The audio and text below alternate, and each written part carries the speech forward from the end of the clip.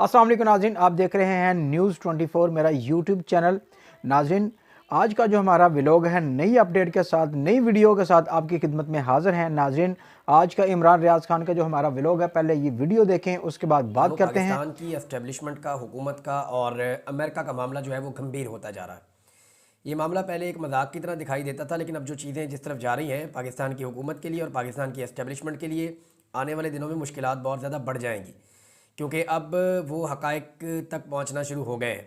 यानी ये सबसे पहले तो ऐसे ही था ना कि रिचर्ड ने एक ट्वीट कर दिया था, और जब ट्रंप ने उसको तैनात किया एक आम ओहदे के ऊपर, अपनी टीम का एक ख़ास मेंबर बनाया, तो तहरीक इंसाफ वालों ने खुशी मनाई, जो ऑब्वियस थी कि जनाब एक ऐसा आदमी जो है वो ट्रंप की टीम का मेन मेंबर बन रहा है, जो इमरान खान साहब की आज़ादी का माजी में मुतालबा कर चुका है।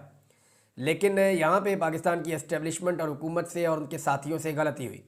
उन्होंने एक कंपेन शुरू कर दी रिचर्ड के ख़िलाफ़, जिसका रद्द-ए-अमल रिचर्ड ने दिया। इन्हें लगा कि शायद वो रद्द-ए-अमल नहीं देगा। अब ओवरसीज़ पाकिस्तानी या पाकिस्तानी सोशल मीडिया सारिफीन, अब ये पढ़े लिखे लोग हैं, इन्होंने क्या किया, जो भी वो लिखते हैं या बोलते हैं उर्दू में, वो उसको ट्रांसलेट करते हैं और ट्रांसलेट करके वहाँ तक पहुँचा देते हैं। इन इंतखाबात में जो अमेरिका में हुए, आज से 1.5 माह पहले, 1 माह पहले जो इंतखाबात हुए अमेरिका में, इनमें जो वहाँ के मुसलमान हैं, स्पेशली जो ओवरसीज़ पाकिस्तानी हैं, उन्होंने अच्छे ताल्लुकात बनाए हैं अमेरिकन आने वाली हुकूमत के बीच में। यानी डोनाल्ड ट्रंप और उनकी टीम के साथ अच्छे ताल्लुकात बनाए हैं। रिचर्ड का ताल्लुक क्योंकि मिशिगन से है, और मिशिगन में 2 मरतबा ये डोनाल्ड ट्रंप को आखिरी 10 दिन में लेकर गया, और वहाँ पे वो मिशिगन जीत कर भी दिया। वो एक स्विंग स्टेट है, उसका बड़ा इंपॉर्टेंट रोल था इस इलेक्शन के अंदर, और वहाँ पे मुसलमानों का वोट बड़ा कारगर था, उसकी वजह से वो जीते हैं। तो ओवरसीज़ पाकिस्तानियों ने अपनी खासी जड़ें वहाँ पे बना ली हैं। अब मामला ये है कि पाकिस्तानी मौजूदा इस्टेब्लिशमेंट और उनके जो पिट्ठू हैं, उनकी गलतियों से रियासत पाकिस्तान के साथ अमेरिका की आने वाली हुकूमत के ताल्लुकात ठीक नहीं होंगे, क्योंकि अगर वो इसी रविश पे रहते हैं तो मामला मज़ीद ख़राब हो जाएंगे। एक छोटी सी खुशी मनाई थी पाकिस्तान तहरीक इंसाफ ने, और वो एक ऐसे प्लेटफॉर्म पे जो पाकिस्तान में वैसे ही बैन है, तो हुकूमत को दिल बड़ा करना चाहिए था, लेकिन इन्होंने उसकी जो है वो, जिस तरह पाकिस्तान में इनको आदत है सियासतदानों को गंदा करने की, ऐसे ही इन्होंने वहाँ पे रिचर्ड ग्रेनल को गंदा करने की कोशिश की पाकिस्तान की मीडिया पे। और अब नजम सेठी साहब के ज़रिए ये कहलवा दिया गया कि जो लॉबिस्ट हैं पाकिस्तानी, उनसे ट्रंप के लोगों ने पैसे खाए हुए हैं। यानी एक के बाद एक ब्लंडर करते जा रहे हैं। अब नजम सेठी साहब भी जब ये बोल रहे होंगे तो वो बोले बड़े तरीके से, उन्हें लगा कि शायद अमेरिकन तक ये बात जाएगी नहीं। वो फौरी तौर पे ओवरसीज़ पाकिस्तानियों ने ट्रांसलेट किया और करवा कर पहुँचा दिया दोबारा अमेरिका की आने वाली हुकूमत तक, और वो एक एक चीज़ को गौर से देख रहे हैं। यानी इसके बाद उन्होंने एक नया सिलसिला शुरू कर दिया। उनके कुछ और लोग बोलना शुरू हो गए कि पैसे क्यों खाए हुए, हम तो जमहूरियत के लिए आवाज़ उठा रहे हैं। तो अब ये उनकी ज़ाती लड़ाई बनाते जा रहे हैं। यानी एक डोनाल्ड लू का बोझ जो निज़ाम नहीं उठा पा रहा था, जो मुल्क एक डोनाल्ड लू का एक साइफर था, उस मामले के ऊपर सरेंडर कर गया था, और इमरान खान साहब की चलती चलाती हुकूमत को गिराकर पाकिस्तान को लगभग 50 अरब डॉलर का नुकसान पहुंचा दिया। जो एस्टेब्लिशमेंट ये बोझ नहीं उठा पाई, वो इतने बड़े आदमी का बोझ कैसे उठाएगी। उसकी ताकत कई गुना ज़्यादा है डोनाल्ड लू से, रिचर्ड ग्रेनल की। वो सदर का खसूसी एलची है, और वो डोनाल्ड ट्रंप के साथ उसकी रोज़ाना की मुलाकातें रहेंगी।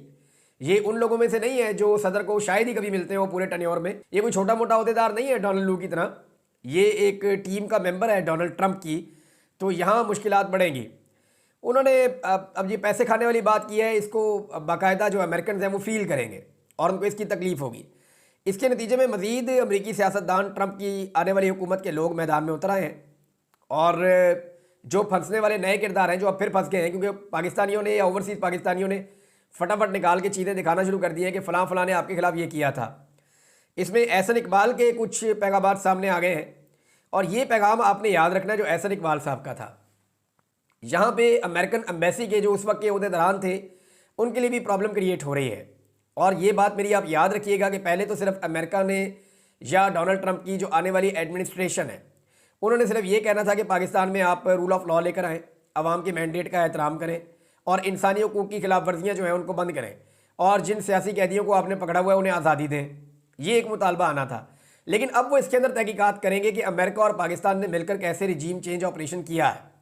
लेकिन डोनाल्ड ट्रंप की जो टीम है, उन्हें इस बात का शुबा नहीं है, उन्हें इस बात का यकीन है, और वो इसका बार बार इजहार करते रहे कि 2020 में अमेरिका में रिजीम चेंज ऑपरेशन किया गया था। जब जो बाइडन को इक़्तिदार मिला तो डोनाल्ड ट्रंप और उनके तमाम साथी ये समझते हैं कि अमेरिकन एस्टेब्लिशमेंट ने उस वक्त धांधली की थी, और उस धांधली के नतीजे में उन्होंने जो बाइडन को ज़बरदस्ती इक़्तिदार दिलवाया था, हालांकि डोनाल्ड ट्रंप वो इलेक्शन जीत गया था, ये उनका सोचना है, डोनाल्ड ट्रंप का और उनके साथियों का। अब वो नफरत करते हैं जो बाइडन से, और वो ये समझते हैं कि जो बाइडन ने उनका हक खाया था, तो वो किसी चीज़ के अंदर भी रियायत नहीं करेंगे जो बाइडन के साथ या उनकी इंतज़ामिया के साथ। अब ये 2020 का अगर आप एहसन इकबाल का ट्वीट देखें, जब डोनाल्ड ट्रंप इलेक्शन हारा था, तो वाशिंगटन पोस्ट ने लिखा था कि ट्रंप की डिफीट हो गई है, और यानी इसमें पैगाम है जी ये दुनिया के जो डिक्टेटर्स हैं उनके लिए, और ये वो इस तरह करके लिखा हुआ था। अब इसमें एहसन इकबाल ने वाशिंगटन पोस्ट की खबर को रीपोस्ट किया। उस दौर में ये रीट्वीट होती थी क्योंकि इसको ट्विटर कहते थे। तो एहसन इकबाल ने इसको रीट्वीट किया और उन्होंने कहा कि we have one in Pakistan too, हमारे पास एक यहाँ पाकिस्तान में भी है। He will be shown away out soon इंशाल्लाह, और जल्द इसको भी बाहर का रास्ता दिखा दिया जाएगा। यानी डोनाल्ड ट्रंप को वहाँ अमेरिकन एस्टेब्लिशमेंट ने निकाला और वाशिंगटन पोस्ट ने उसको एक कामयाबी के तौर पे लिखा, और उसके ऊपर उसको ट्वीट करते हुए एहसन इकबाल ने लिखा कि हमारे यहाँ पे भी एक ट्रंप है, इमरान खान का जिक्र करते हुए, और उन्होंने कहा इसको भी हम जल्द निकाल देंगे। ये बात है सन 2020 की। और इस ट्वीट को जो एहसन इकबाल का था, इसे अमेरिकन एम्बेसी जो इस्लामाबाद की है उसने रीट्वीट कर दिया था। और बाद में जब उस वक्त की हुकूमत, इमरान खान तब हुकूमत में थे, और जब इमरान खान की हुकूमत ने इस मामले को उठाया तो उन्होंने कहा नहीं नहीं, ये हमारा कोई प्रॉब्लम टेक्निकल आ गया था या किसी ने हैक कर लिया था। लेकिन इसके ऊपर आज तक कोई तहकीकात नहीं हुई, इसके ऊपर आज तक कोई जवाब नहीं दिया गया। मज़े की बात यह है कि जो ट्विटर का मालिक है वो है इलन मस्क, वो अब ट्रंप की टीम का हिस्सा है। वो 5 मिनट के अंदर इंक्वायरी करके बता देगा कि उस रात अमेरिकन एम्बेसी जो पाकिस्तान इस्लामाबाद में है उसका ट्विटर अकाउंट हैक हुआ था या नहीं हुआ था, यानी उस ट्विटर अकाउंट को चोरी कर लिया गया था या नहीं किया गया था, या ये ट्वीट उन्होंने अपनी मर्जी से किया और मर्जी करने के बाद में डिलीट कर दिया और ये कह दिया कि जनाब वो गलती से हो गया था या कोई हैक हो गया था। ये सारी बात जो है वो 5 मिनट के अंदर बता देगा जो इलन मस्क है, वो हकायक सामने ले आएगा, क्योंकि वो मालिक है इस एप्लीकेशन का, ट्विटर का। तो अब ये मामला भी गले पड़ गया, और इवन ये गले पड़ गया अमेरिकन एम्बेसी इस्लामाबाद के जो उस वक्त का हमला था, क्योंकि इमरान खान साहब की हुकूमत को तब्दील किया जाना था। 2020 में बहुत गुस्से में थे अमेरिकन भी, और पीडीएम की सरकार भी, और पाकिस्तान की एस्टेब्लिशमेंट भी, और 2021 तक वो कर नहीं पाए। फिर 2022 में उन्होंने रिजीम चेंज ऑपरेशन अपना मुकम्मल कर लिया।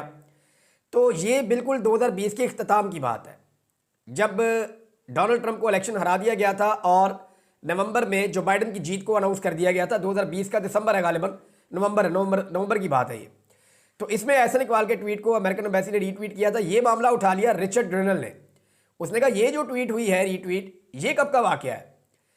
तो फिर इसके ऊपर जो है पाकिस्तानी ओवरसीज़ ने उसको पूरी तफसीलात भिजवाई, और जो पाकिस्तानी अकाउंट है सोशल मीडिया के उन्होंने भी, तो उसके ऊपर उसने रद्दअमल दिया, और अमेरिकन का जो आने वाली हुकूमत है उनका रद्दअमल आ रहा है।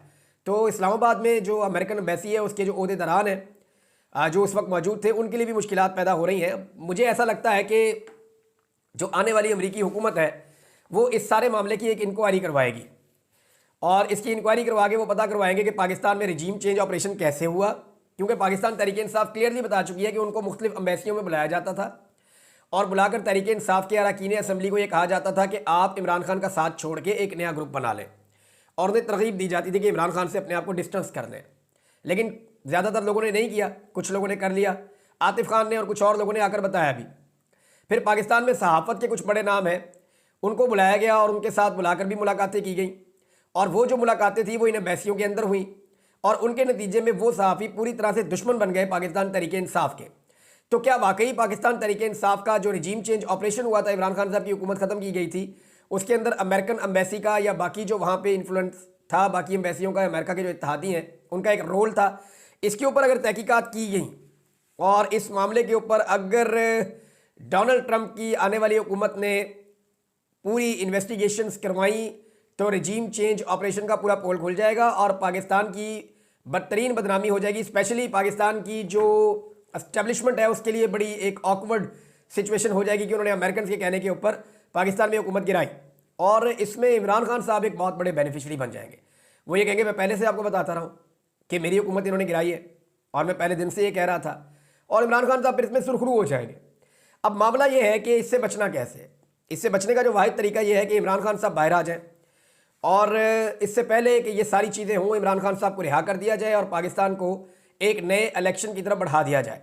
अब इस माहौल के अंदर मैं इससे पहले आपको कुछ और बताऊं, मैं ये बता देता हूं कि इमरान खान साहब को एक नई पेशकश आई है। और एक फ़ैसला महफूज किया गया इमरान खान साहब के ख़िलाफ़, वो फ़ैसला अब सुनाया जाएगा।